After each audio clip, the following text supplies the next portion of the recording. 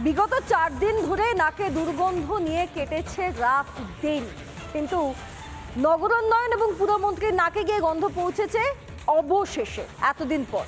শেষ পর্যন্ত ফিরাদ হাকিম তিনি হাওড়ার বেলগাছিয়ায় গিয়ে উপস্থিত হয়েছেন, আর তাকে দেখেই ক্ষোভে ফেটে পড়েছেন এলাকাবাসী।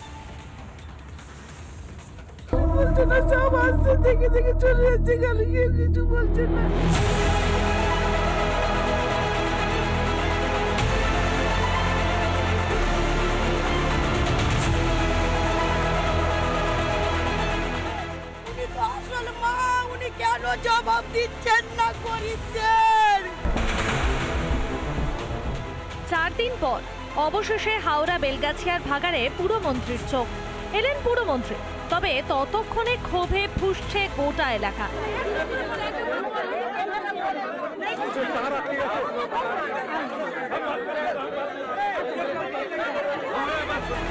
চরম অব্যবস্থার ছবি মন্ত্রীকে চোখে আঙ্গুল দিয়ে দেখালেন বাসিন্দারা।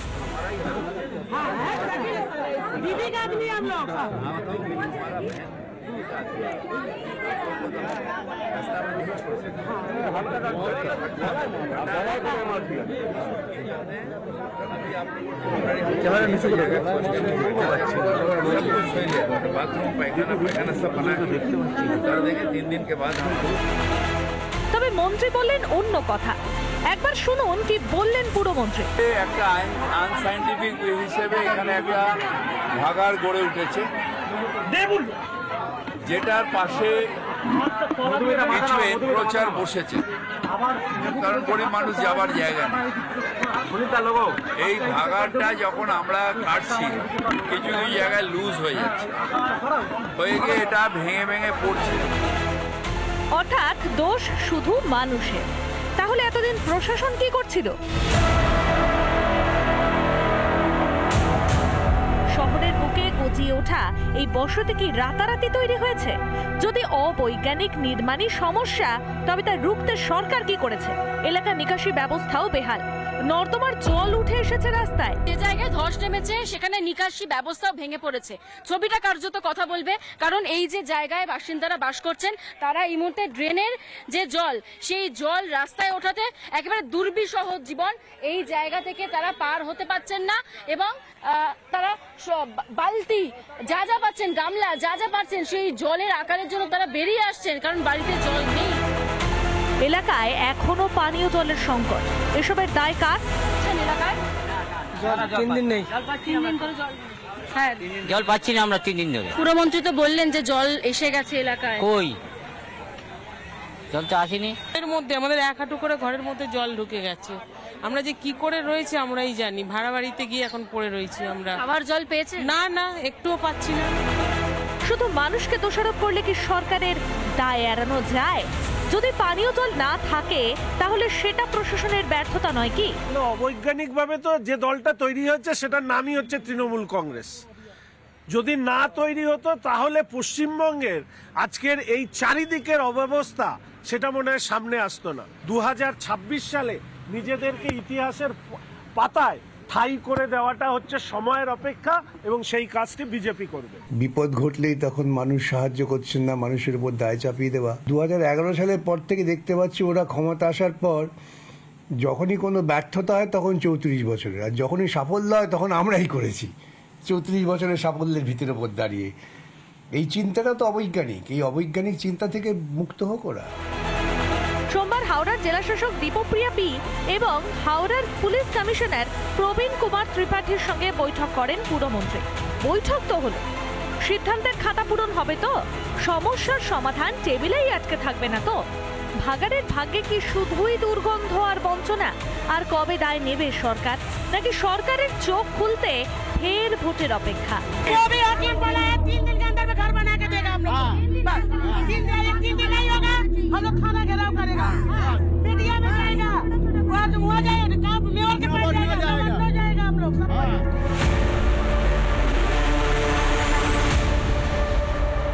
রিপাবলিক বাংলা।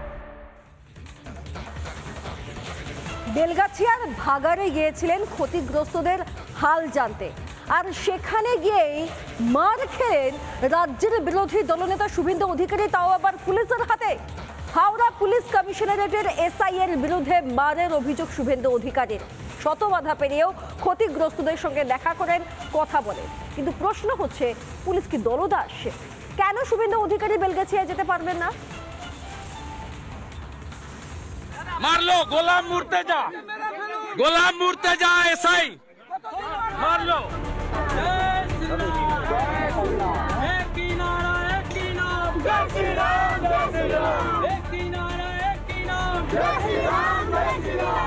ভাগাড়কাণ্ডের প্রতিবাদে যখন উত্তাল রাজ্য, তখনই শুভেন্দু অধিকারীর ওপর পুলিশি হামলা। বেলগাছিয়ায় ভাগাড়ে ক্ষতিগ্রস্তদের সঙ্গে দেখা করতে গিয়েছিলেন শুভেন্দু অধিকারী। প্রথমে সেখানেই তাকে বাধা দেয় পুলিশ। দেখুন দেখুন গায়ে মারছে মারছে মারছে।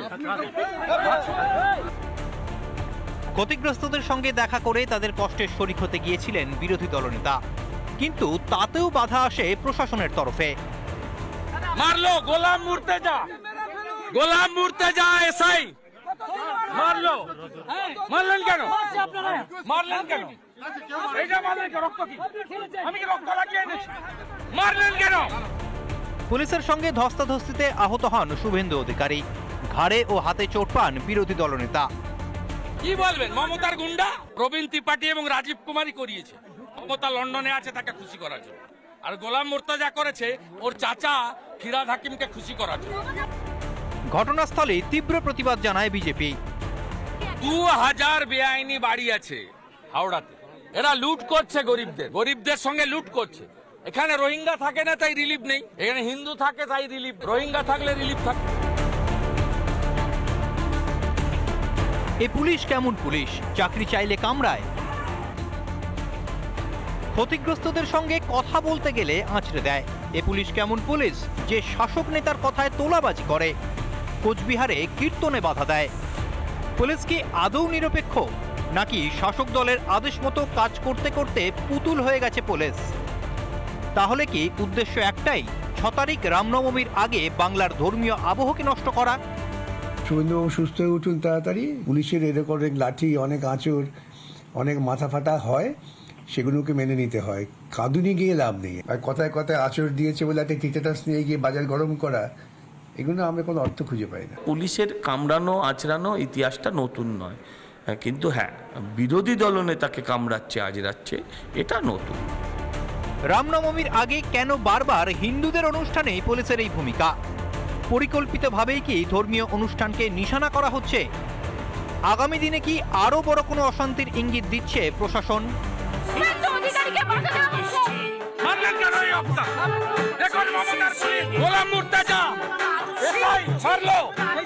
রিপাবলিক বাংলা। রাজ্যের বাজেট অধিবেশন, আর সেখানে দলের তরফ থেকে হুইপ জারি সত্ত্বেও অনুপস্থিত 50 জন মন্ত্রী বিধায়ক।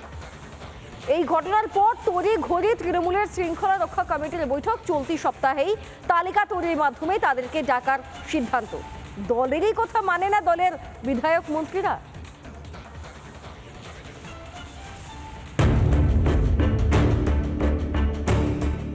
রাজ্য বাজেট অধিবেশনের শেষ দুদিন বিধায়ক মন্ত্রীদের আসন ছিল ফাঁকা, চেয়ার ছিল তাতে কেউ ছিল না। যারা ভোটে জিতে বিধানসভায় গিয়েছেন তারাই অনুপস্থিত বিধানসভায়। এ নিয়ে প্রশ্ন উঠেছে শাসক দলের অন্দরেই, কারণ হুইপ জারির পরেও বিধানসভার আসন ভরেনি তৃণমূলের। ফলে বৈঠকে বসতে হয় দলের শৃঙ্খলা রক্ষা কমিটিকে। বৈঠকে ছিলেন শৃঙ্খলা রক্ষা কমিটির চেয়ারম্যান তথা রাজ্যের পরিষদীয় মন্ত্রী শোভনদেব চট্টোপাধ্যায় এবং তৃণমূলের মুখ্য সচেতক নির্মল ঘোষ। পরিষদীয় দলের তরফে তৃণমূলের সব বিধায়ককে জানানো হয় 19 ও 22 মার্চ সবাইকে অধিবেশনে বাধ্যতামূলকভাবে থাকতে হবে, কিন্তু কার্যক্ষেত্রে দেখা যায় সেই হুইপ মানেননি বিধায়কদের বড় অংশ। বিধানসভায় অনুপস্থিত ছিলেন 50 জন বিধায়ক। সোমবারের বৈঠকে সিদ্ধান্ত হয়েছে হুইপ সত্ত্বেও যারা অনুপস্থিত ছিলেন তাদের নামের তালিকা খতিয়ে দেখা হবে, তারপর তাদের ডেকে পাঠানো হবে। প্রত্যেককেই সেদিন সশরীরে হাজির থাকতে হবে। চলতি সপ্তাহে সবাইকে ডেকে পাঠানো হবে। 3 লাইন হুইপ মানে হচ্ছে এইটা যারা অমান্য করে যারা তারা দলীয় শৃঙ্খলা বিরোধী কাজ করছেন এবং পার্টির ইচ্ছে করলে যে কোনো ধরনের ব্যবস্থা নিতে পারে তাদের বিরুদ্ধে। খাদ্যমন্ত্রী রতিন ঘোষ, উত্তরবঙ্গ উন্নয়ন মন্ত্রী উদয়ন গুহ, ইসলামপুরের বিধায়ক আব্দুল করিম চৌধুরীর মতো আরও 47 জন বিধায়ক। তাহলে কি বিধায়করাই মমতা বন্দ্যোপাধ্যায়ের কথা শুনছেন না? তোলাবাজি করতে অভ্যস্ত তৃণমূল কংগ্রেসের নেতা থেকে জনপ্রতিনিধি তারা মনে করেন যে সংসদীয় গণতন্ত্রে বিধানসভার থেকেও এলাকার মানুষের বা পশ্চিমবঙ্গ থেকে তোলাটা অনেক বেশি আনন্দদায়ক, ফলে তারা বিধানসভার বদলে বাইরে উপস্থিত ছিলেন, তোলাবাজিতে ব্যস্ত ছিলেন। বিধানসভাতে বিধানসভা নাই, এই বিধানসভা সার্কাসের মধ্যে দিয়েছে। সার্কাস, বিধানসভা গেলে সার্কাস দেখতে হবে। আমরা চাইছি দিদি আপনি বিধানসভা যে সার্কাস হয় এটা টেলিভিশনে সম্প্রচার করার ব্যবস্থা করে দিন, যাতে বাংলার মানুষ এত সুন্দর সার্কাসের থেকে যেন বঞ্চিত না। দলনেত্রীর এই ডাকেই যেখানে মন্ত্রী বিধায়কদের ছুটে আসার কথা, এখন তারাই বেপরোয়া। দলের হ্রাস আদৌ কি মমতার হাতে আছে? দলের শীর্ষ নেতৃত্বের আদেশও কি এখন শাসক দলের মন্ত্রী বিধায়কদের কাছে মূল্যহীন? তৃণমূল কি তবে বেসামাল দলের নতুন নাম, নাকি বেসুরো হয়ে অন্য কোনো ইঙ্গিত দিচ্ছেন মন্ত্রী বিধায়করা? রিপাবলিক বাংলা। নানা ধরনের কন্টেন্ট দেখার জন্য লাইক করুন, শেয়ার করুন আমাদের ফেসবুক পেজ, সাবস্ক্রাইব করুন আমাদের ইউটিউব চ্যানেল। পাশাপাশি অন্যান্য ব্রেকিং নিউজের জন্য অবশ্যই চোখ রাখুন রিপাবলিক বাংলায়।